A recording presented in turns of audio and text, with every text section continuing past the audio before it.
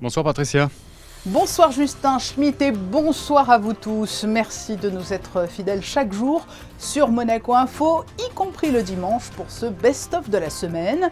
Une semaine marquée notamment par les beaux débuts de l'ASM FC en championnat de Ligue 1, après un tout premier match victorieux avec la manière 4-2 face à Clermont, ce qui a réjoui les supporters au premier rang desquels le président Laurent Maire. Cette semaine du 15 août a été aussi synonyme de long week-end. Il y a eu du monde à la collection des véhicules du Prince. Et nous avons fêté Marie. L'abbé Venard est venu nous apporter son éclairage sur cet événement qui réunit les chrétiens. Le chef de Monaco, mais qui officie au Château Eza, Justin Schmitt, nous a raconté son beau parcours qui l'a conduit jusqu'à l'obtention d'une étoile cette année. Franck Phillips, notre consultant automobile, a levé le voile sur le programme du rallye Monte-Carlo 2024, alors que le président de l'Union des commerçants dressait quant à lui un bilan satisfaisant des soldes d'été. C'est le best-of de la semaine. Globalement, les soldes se sont bien passés. Nous avons eu un début de solde, on va dire même qui s'est très bien passé. La longueur a fait que sur la fin, on peut imaginer, ça s'est un petit peu émoussé. Mais globalement, c'est une bonne saison de solde. Carlo a été depuis maintenant pas mal de temps un point positif pour tous les commerces de la Principauté. Nous avons engagé avec le gouvernement évidemment un partenariat qui a permis de maintenir Carlo et qui va le durer dans le temps, ça va vraiment se développer. Ça a été un plus.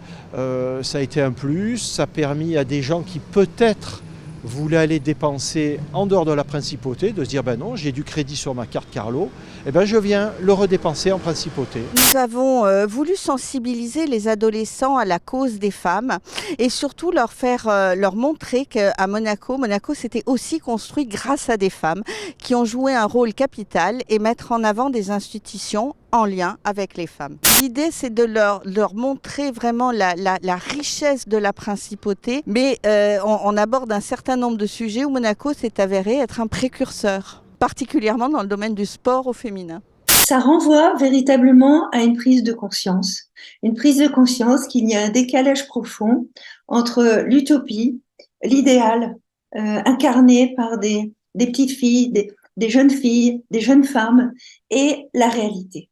La réalité qui est en fait celle d'une société à domination masculine et qui véhicule de nombreux stéréotypes sur les filles et sur les garçons. Ce passage entre ce monde utopique incarné par des femmes, des filles excessivement jolies, donc qui correspondent à des critères esthétiques en fait, qui sont faits pour plaire aux hommes. Comment faire pour sortir de cet univers? Et on a envie de dire, bon, et alors maintenant, qu'est-ce qu'on fait du côté des filles, du côté des garçons? Ce n'est pas ça qui va faire bouger le patriarcat. C'est une manière aussi de faire écho au malaise du masculin qui existe aujourd'hui et les tensions qui peuvent exister entre des hommes qui sont en changement et des hommes au contraire qui basculent vers du masculin défensif dans le sens du masculinisme. On sent bien qu'on est dans une société aujourd'hui très partagée entre les hommes en changement ou au contraire les hommes masculinistes qui sont dans une dynamique de régression en termes de respect des droits des femmes. Le 15 août, c'est une des grandes fêtes mariales pour l'Église catholique, où nous fêtons l'Assomption. On y reviendra peut-être après sur le sens de cette fête.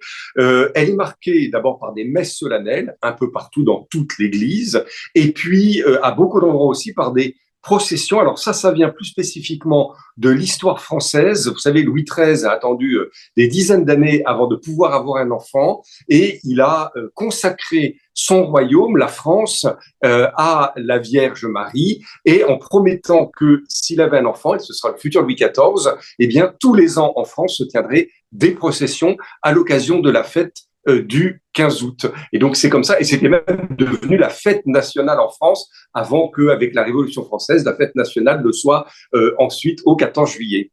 Toutes les fêtes mariales, finalement, c'est des fêtes un peu comme quand on fait la fête des mères pour nos mamans. Eh bien, finalement, les chrétiens aiment à fêter la Vierge Marie.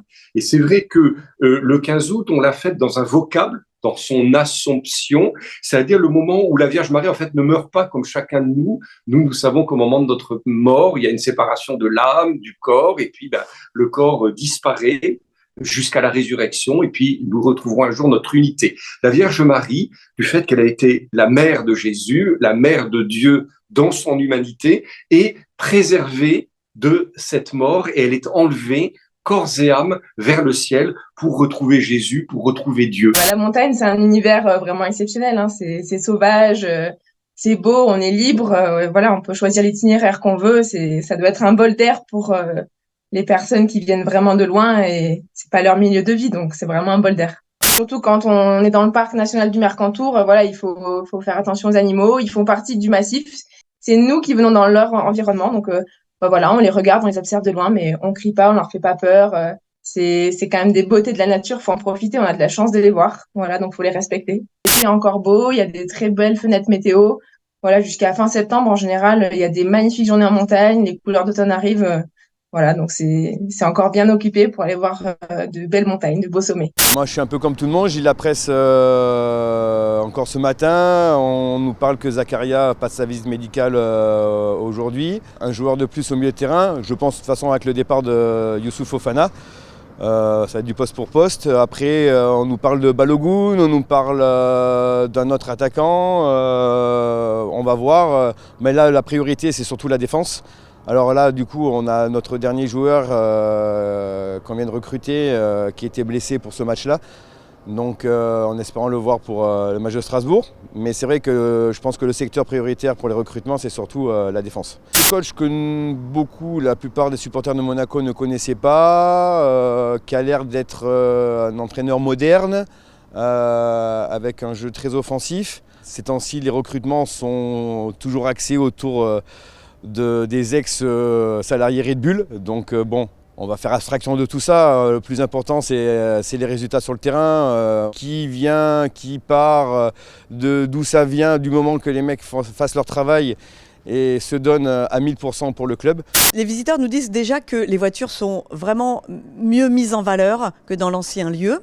Ils nous disent aussi que les tables digitales avec les films, avec les photos qui retracent la famille princière et l'histoire de ces voitures au cœur de la famille princière, pour eux, c'est vraiment l'impression de rentrer un petit peu dans l'intimité de la famille.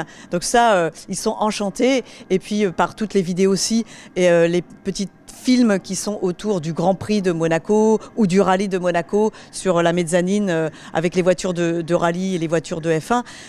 Et puis ils sont évidemment attirés par la F1 de Charles Leclerc parce que c'est la vraie voiture, le vrai châssis de la Formule 1 avec lequel il a gagné Spa et Monza en 2019. Et les jeunes comme les plus anciens sont en admiration devant cette Formule 1. Alors tout à fait surprenante bien évidemment parce qu'on part de Monaco et on va vers Gap. Aussi le comité d'organisation comme ils l'ont dévoilé au mois de juin, effectivement on ne peut plus rester à Monaco en fonction des travaux qui vont être effectués sur l'esplanade des pêcheurs. Donc problème de mobilisation pour placer tout le matériel. Et puis je vais vous dire franchement que cette version-là 2024 a quand même un petit goût de découverte qui est pas mal. De jouer l'alternance entre Monaco et Gap, eh bien on risque, c'est vrai, de trouver des conditions hivernales qui vont être beaucoup plus favorables que l'année précédente, qu'en 2023 on n'a pas eu un gramme de neige malheureusement. Et il est évident que cette année, en ayant l'espoir de retourner vers Gap, on puisse retrouver des conditions hivernales qui sont chères au rallye de Monte-Carlo. Eh bien, nous avons une spéciale de légende qui s'appelle donc cette année Thor Saint-Genièse, qui a été effectuée pendant plus de 30 ans dans le sens inverse. Et là, on va voir un petit peu ce que ça va donner parce que cette spéciale, pour en avoir vécu les frais, est quand même un juge de paix. Alors, en début de course, c'est un peu chaud quand même. À l'âge de 12 ans, j'étais déjà décidé à faire le métier, puisque j'avais un grand-père qui était dans les Yvelines et déjà dès mon plus jeune âge, j'étais sensibilisé au jardin, je cueillais les fruits avec lui, je plantais les légumes. Et je pense que ça m'a beaucoup sensibilisé au métier. Et en fait, c'est devenu quelques années plus tard, en regardant à l'époque l'émission de Bon Appétit, bien sûr, avec Joël Robluchon. Et j'ai commencé en fait à réécrire les recettes et à les refaire à ma mère et mon frère. C'est vrai que j'arrivais moi dans une région où j'avais aucun réseau, j'étais un petit peu déstabilisé parce que forcément c'était un endroit qui était complètement nouveau. Donc il a fallu, on s'est battu avec mes équipes pendant d'ailleurs 6 mois, hein. C'est le temps qu'il nous a fallu pour obtenir l'étoile. Et on a eu une rigueur au jour le jour, on s'est battu au quotidien et puis on a été récompensé. Je dirais que j'ai une cuisine plutôt intemporelle, très colorée. Je travaille le produit de base sans trop le dénaturer et j'y ajoute vraiment, ça c'est ma force, beaucoup de condiments et les sauces. Déjà, tout ce qui touche aux agrumes, ça j'adore ça. Donc, je suis un très grand fan d'acidité, donc je m'amuse à aller travailler sous différentes textures et préparations. Et après j'ai un marqueur, j'aime bien tout ce qui est vert. Voilà, on retrouvera toujours une petite touche de vert dans ma cuisine, donc ça peut être des huiles infusées, les légumes, des herbes. Parce que notre force ici aussi, c'est qu'on fait beaucoup de cueillettes sauvages autour de Èze. Des fleurs, des herbes, tout le long de l'année. Bien entendu, à terme, moi, ce serait de venir ouvrir mon restaurant sur Monaco ou du moins de venir y travailler. Cette édition du dimanche, c'est aussi l'occasion de faire un flashback en photo sur cette même période de l'année, mais quelques années plus tôt. C'est ainsi que se referme ce best-of. Demain, à 19h, vous avez rendez-vous avec Sébastien Borgna pour un nouveau tour d'horizon complet de l'actualité à Monaco. Je vous dis à très bientôt sur Monaco Info.